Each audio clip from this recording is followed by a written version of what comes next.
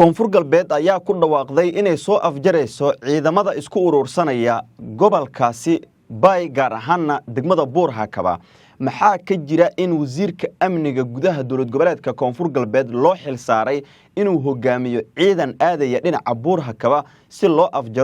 soo afjaro ciidamada isbedel doonka ee mucaaradka ee halkaasi maalmihii la soo dhaafay ku wada sugnaa isla sidaas oo kale saraakiishii amniga ee ku sugnaa Buur-Hakabana maanta kulan degdeg ah ayay isugu yimaadeen iyadoo waliba golaha wasiirada amarkii ka soo baxay ee ahaa in la soo afjarayana la tilmaamay inay ka hor imaanayaan oo waliba ay dagaalamayaan odayaasha dhaqanka masaxba in wada xaajood lala galay si ay isaga qaadaan ciidamadan qeybaha kala duwan isugu jira ee ku sugan gudaha degmada Buur-Hakaba ee gobolkaasi Bay xaaladda oo qasmaysa iyo sidoo kale dagaallo ay u diyaar garoobayaan dhinacyadan baydhabo oo xaaladeedu iyadana la sheegay saacadii la soo dhaafay inay noqotay mid kulamo martigelisay oo waliba saraakiisha amniga iyo madaxweyne lafta gareen iyo golihiisa wasiirada qaarkoodna xilka qaadis lagu sameeyay saraakiil kalena waxa la warinayaa in cabsida ugu weyn ee laga qabo ay tahay inay ka goostaan isla maamulkaas oo ay aadaan dhinaca degmada Buur-Hakaba ee gobolka Bay inahaas iyo idil ayaan halkan kugu faaqidi doonaa saaxiibayaal ee soo dhawaada haddii ay tahay markaydii idinku horeysay ee aad soo booqataanna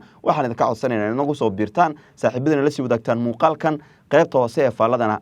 aadan iloobina inaad aragtidiina nagula wadaagtaan mar kale soo dhawaada saaxiibayaal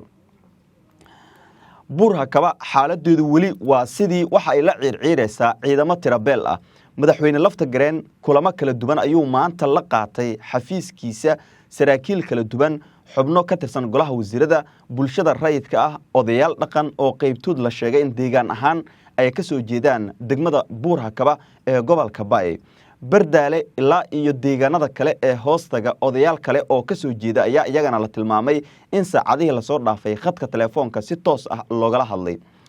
haddaba kulamadii baydhabo ka dhacay iyo xaaladda baydhabo siday ahayd waxaa saacadihii la soo dhaafay kulamo kala duwan wada qaatay madaxweynaha dowlad goboleedka koonfur galbeed Cabdicasiis Xasan Maxamed Laftagareen oo si gaar ah ula kulmay saraakiil isaga deegaan ahaan markaasi ay wada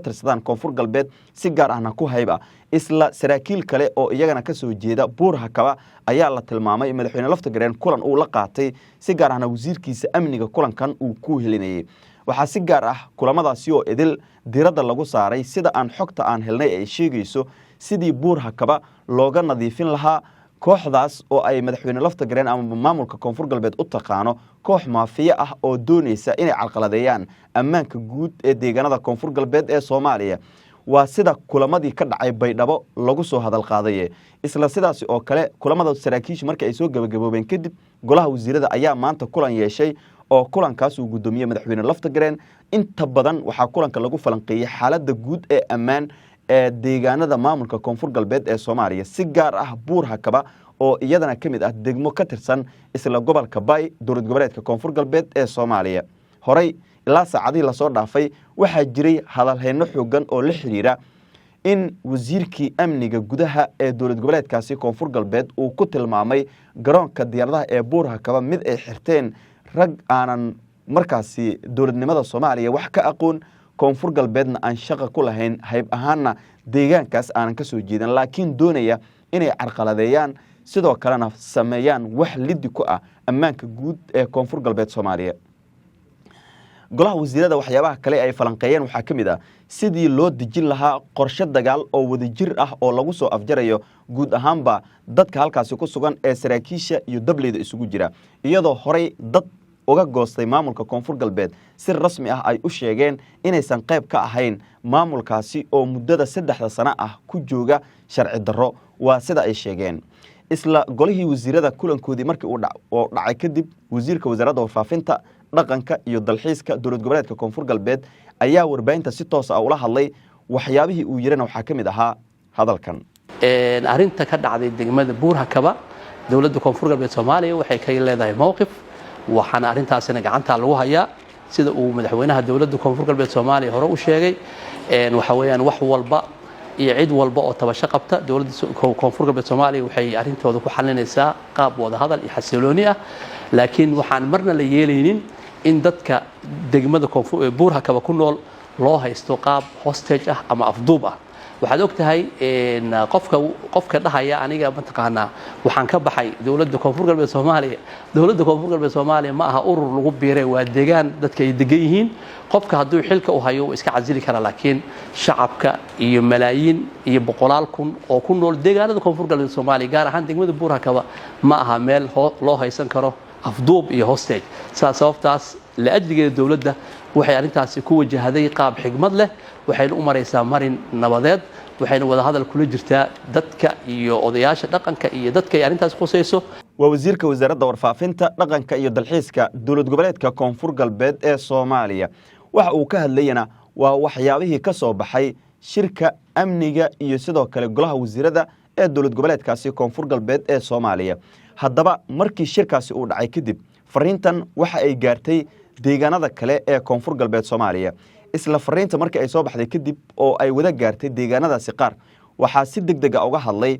xildhibaan Maxamed Cali Xasan oo kamid ah xildhibaanada ka soo jeeda deegaan ahaan koonfur galbeed Soomaaliya laakiin ka tirsan golaha shacabka ee baarlamaanka Jamhuuriyadda Federaalka Soomaaliya waxa uu ku tilmaamay hadalkaas hadal iska dheh ama la iska yiri oo aanan meelna gaari doonin isla sidaasi oo kale kulan degdeg ah ayaa la isugu yeeray saraakiisha amniga ee ku sugan degmada Buur-Hakaba ee gobolka Bay iyaga oo waliba ka arinsanaya arinta la xiriirta hadalkan ka soo baxay golaha wasiirada ee dowlad goboleedkaasi koonfur galbeed iyo sidii ay ka yeeli lahaayeen xaaladda ayaa hadda isku bedelaysa mid aanan la qiyaasi karin xilli kastana waxa laga filan karaa degmada Buur-Hakaba isku dhac ciidan oo dhexmara ciidamada maamulka koonfur galbeed iyo ciidamadan isbedel doonka ah ee waliba ku sugan deegaanada maamulkaasi si gaar ah degmada Buur-Hakaba isla sidaasi oo kale koonfur galbeed waxa ay sheegtay in lala hadlayo odayaasha dhaqanka ee deegaan ahaan ka soo jeeda degmada Buur-Hakaba ee gobolka Bay si xaaladda halkaasi ka taagan loo dejiyo saraakiil qaar ayaa la tilmaamay oo ku sugan isla gudaha degmada Buur-Hakaba in wada hadal lagula jiro si ay kaga soo baxaan ciidamadaas isbedel doonka isku magacaabay ee la tilmaamay inay ku sugan yihiin duleedka degmadaasi Buur-Hakaba qaarkoodna gudaha degmada ku sugan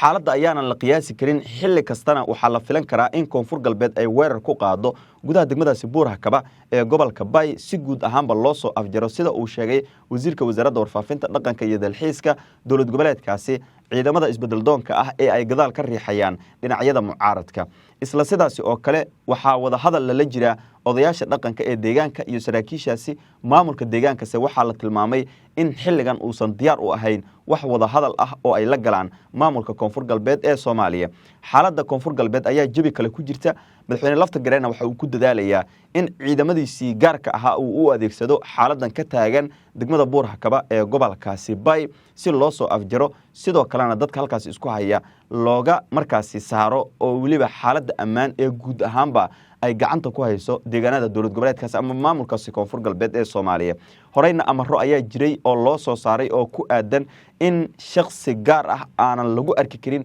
deegaanada qaar ee koonfur galbeed qof walba oo doonaya wadajirka koonfur galbeedna wada hadal u diyaar garoobo wixii ka baxsanna ay gacanta ku qaban doonaan taasi oo keentay tuhun la xiriira dagaalka uu diyaarku u yahay madaxweyne Lafta Gareen iyo waxa ka dhalan kara in bulshada degan deegaan ahaan Buur-Hakaba waxa markaasi ay kaga imaan kara deegaanadan ama dagaaladan tooska ah ee la filayo in ay ka dhacaan Buur-Hakaba sida markaasi ay ku dhawaaqday xukuumadda Lafta Gareen wixii ku soo kordha barnaamijyada wararkeena dambe ayaan kugu soo gudbi doonaa ilaa dhamaad hadii aad nala soo gaartay nagu soo biir saaxiibada la sii wadaag qaybta hoose ee faaladana aragtidiina ha ka ilaabina inaad nagula wadaagtaan